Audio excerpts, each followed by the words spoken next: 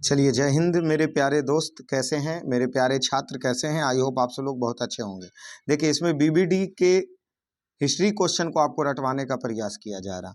जैसे ये बुक अगर आपके पास है तभी भी फ़ायदा करेंगे, क्योंकि जो ट्रिकली हम पढ़ाएंगे वो बहुत जल्दी याद हो जाएगा। अगर आपके पास बुक नहीं है तब तो और टॉनिक की तरफ फ़ायदा करेगा, क्योंकि आपको यहाँ बिना बुक खरीदे ही आपको मिल जाएगा सभी प्रश्न, और वो भी याद करवा करके मिल जाएगा।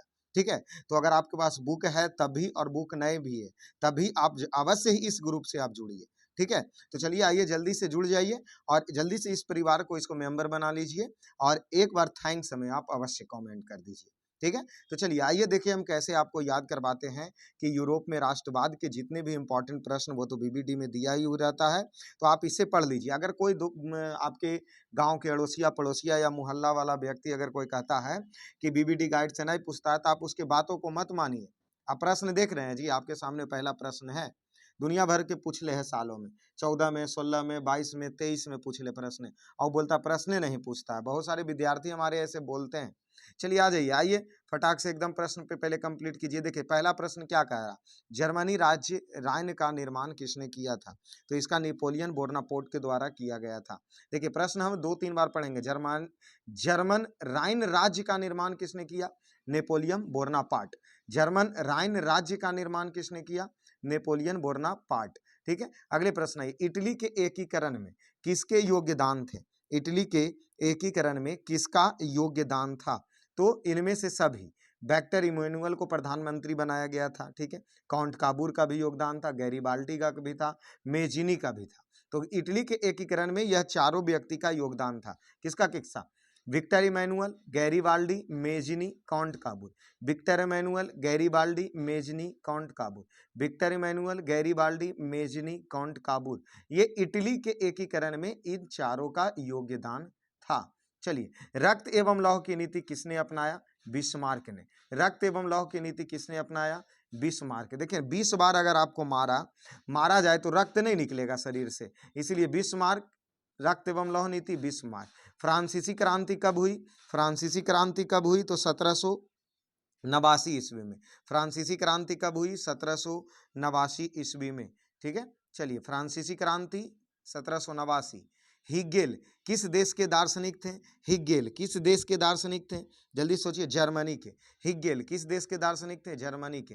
हिगेल हिगेल हिगेल देखता ना, जब कोई व्यक्ति अगर जरता तो नहीं बोलता हिगेल हिगेल हिगेल हिगेल, ये तो जल गए जल गए जल गए जल गए जल गए। हिगेल हिगेल कहाँ के? जर्मनी के। हिगेल कहाँ के? जर्मनी के। कोसूथ का संबंध किस देश से है? कोसूथ का संबंध किस देश से है? हंगरी से। कोसूथ का संबंध किस देश से? हंगरी से। सूत सूत सूत सूत सूत सूत, हंगरी हंगरी हंगरी। कोसूथ था हंगरी। लाल कुर्ती नामक संगठन का स्थापना किसने किया? तो लाल कुर्ती लाल कुर्ती लाल कुर्ती। देखिए लाल कुर्ती पहनेगा कौन व्यक्ति?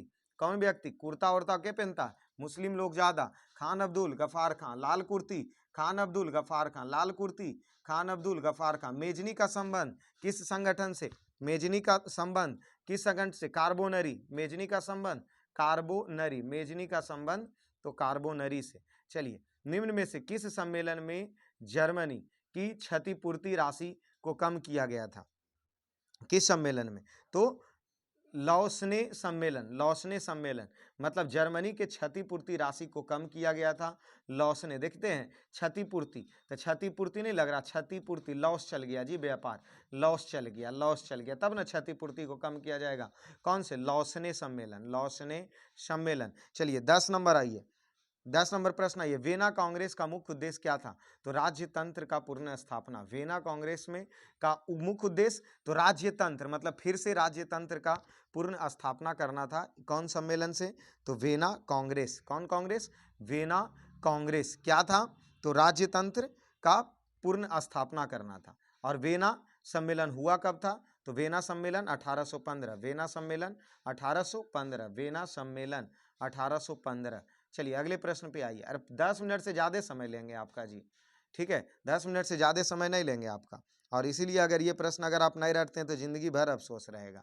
चलिए, काउंट काबूर विक्टर इमैनुअल को किस पद पर प्रधानमंत्री, काउंट काबूर है जो विक्टर इमैनुअल को एक पद दे दिया था, जाओ तोरा प्रधानमंत्री के पद देते हैं रे विक्टर इमैनुअल, जाओ तोरा प्रधानमंत्री बनाते हैं। तो कौन सी बनाएगा, प्रधानमंत्री।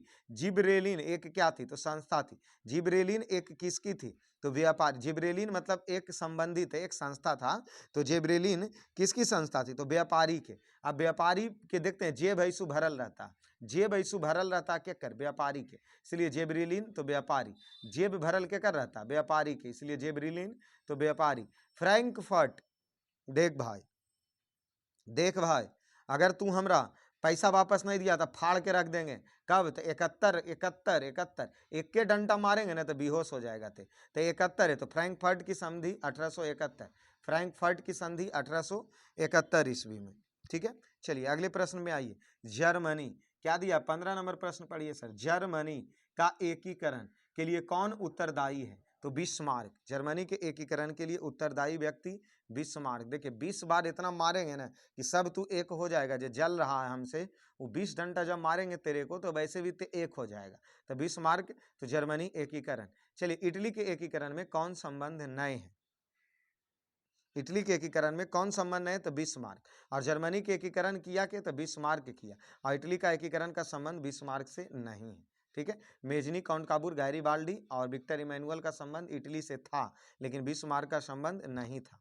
ठीक है, चलिए, इटली और जर्मनी के एकीकरण, इटली और जर्मनी के एकीकरण के विरुद्ध निम्न में से कौन था, कौन था इसमें से, तो कौन थे, तो ऑस्ट्रिया था। ऑस्ट्रिया कभी नहीं चाहता था कि इटली और जर्मनी का क्या हो, एकीकरण हो। जर्मनी के एकीकरण के प्रमुख वस्तुकार कौन थे, तो वस्तुकार इसका कौन हो जाएगा, बिस्मार्क। तो ये तो जानिए रहे, जर्मनी के एकीकरण में 20 बार मारेंगे तो सब थोड़ा जरल हमरा से हो जाएगा।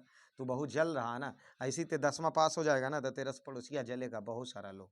ठीक है, इसीलिए रट लो चुपचाप। 1830 की क्रांति के बाद फ्रांस में किस प्रकार का शासन का स्थापना हुआ था, तो देखिए वहां 30 के बाद संवैधानिक राजतंत्र, कहाँ पे, फ्रांस में। देख, संविधान से चलेंगे, अभी हम फंस चुके हैं। कोई एक मामला में फंस जाता तो नहीं बोलता हम नियम कानून से चल रही, तोरे नियन उठपुटांग नहीं चल रही, संतोष पागल के तरह। ठीक है, तो फ्रांस के क्रांति तो संवैधानिक राजतंत्र। मार्टिन लूथर कौन थे, मार्टिन लूथर कौन थे, तो मार्टिन लूथर कौन थे, समाज सुधारक थे। मार्टिन लूथर एक समाज सुधारक थे। चलिए, गैरीबाल्डी पेशे से क्या था, तो नाविक था। देख, नाव चला और रोटी बाल्टी उल्टी में पानी उन्हीं में ढो, तो गैरीबाल्डी नाविक, गैरीबाल्डी नाविक। यंग इटली की स्थापना किसने किया, तो young Italy Mazzini, young Italy Mazzini, young Italy Mazzini. Europe का मरीज किसको कहा जाता है, तुर्की को, छुर्की को, तुर्की को, तुर्की को, यंग यूरोप, यूरोप का मरीज तुर्की को।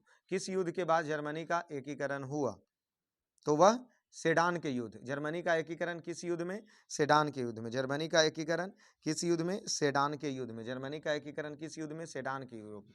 यूरोपवासी ने किस देश के साहित्य एवं ज्ञान के प्रेरणा था, यूनान से, यूनान से। देखिए, हम उधर भी बताएं, जो बीबीडी छोड़ करके एक सीरीज और चला है याद करवाने वाला, उसमें भी बताएं हैं कि साहित्य एवं ज्ञान तो कहाँ, यूनानी लोग से काफ़ी प्रेरणा स्रोत रहा था। यूनानी लोग से क्या रहा था, काफ़ी प्रेरणा स्रोत रहा था। इटली एवं जर्मनी वर्तमान में किस महादेश में आते हैं, रटवा चुके हैं, यूरोप में, यूरोप में उस सीरीज में भी रटवा चुके हैं। ठीक है, वेना कांग्रेस फ्रांस में किस शासक का पूर्ण स्थापना हुआ था, तो वेना कांग्रेस के द्वारा फ्रांस में एगो शासन का क्या हुआ था, स्थापना हुआ था, बुर्बो राजवंश, बुर्बो राजवंश। सन 1870 ईस्वी में फ्रांस और प्रसा के बीच में एगो युद्ध हुआ, कौन युद्ध, तो सेडान का युद्ध। सेडान के युद्ध कब हुआ, 1870, केकरा केकरा बीच में, फ्रांस और प्रसा के बीच में। 70 में फ्रांस प्रसा, कौन युद्ध, सेडान युद्ध। बिस्मार्क निम्न में से क्या था, भाई जर्मनी के एकीकरण में तो इन्होंने सहायता किया, लेकिन ये एक कूटनीतिज्ञ थे, तो बिस्मार्क कूटनीतिज्ञ था। बिस्मार्क क्या थे, कूटनीतिज्ञ थे। चलिए, 1829 में, 1829 ईस्वी में एगो संधि हुआ था बबुआ। और कौन संधि हुआ था 1829 में, जो एगो संधि हुआ था वो कौन संधि हुआ था, तो क्या कहा जा रहा है, 1829 ईस्वी में एड्रियानो पुल की संधि किस देश में हुआ था, तुर्की में। पुल, पुल था तोड़ दे एकदम, पुल उल ऐसू सरकार के बनल टूट जाता। एड्रियानो पुल था तुर्की, तुर्की, तुर्की, तोड़ दे, तोड़ दे, तुर्की। ठीक है, 1789 में फ्रांसीसी क्रांति के समय किस राजवंश का शासक था, तो वहां पे राजवंश थे, बुर्बो राजवंश। कौन राजवंश, बुर्बो राजवंश। ठीक है, फ्रांसीसी क्रांति के समय कौन वंश, बुर्बो राजवंश। चार्टिस्ट आंदोलन कहाँ संपन्न हुआ, चार्टिस्ट आंदोलन कहाँ संपन्न हुआ? इंग्लैंड में।